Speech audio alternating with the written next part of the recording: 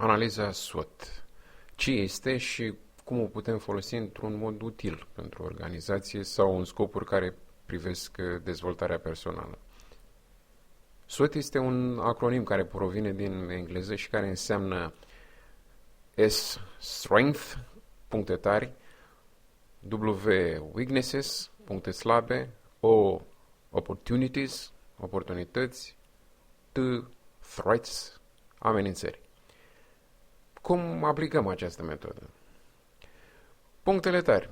Vom încerca să scoatem la lumină abilitățile și resursele de care dispunem. Apoi vom capitaliza toate aceste aturi. Punctele slabe le relevăm în modul cel mai sincer cu putință. Scopul nostru este acela de a transforma aceste slăbiciuni în puncte tari.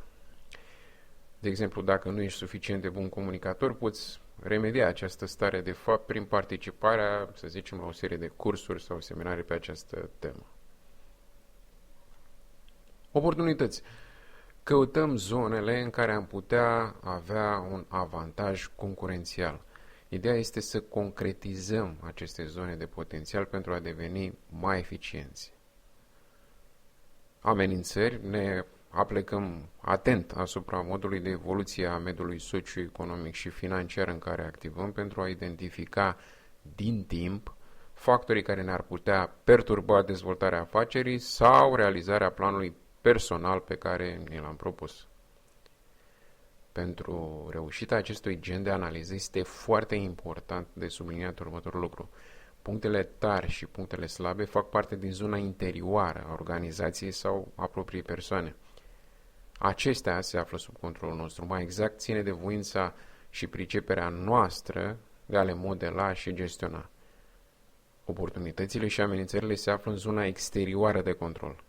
Noi nu putem să le schimbăm, nu avem această putere, ci doar ne putem adapta contextului creat de aceste forțe.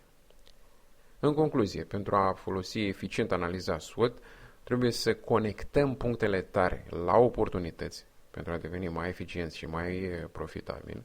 Trebuie să încercăm să transformăm punctele slabe în puncte tari și să eliminăm sau măcar să diminuăm continuu amenințările.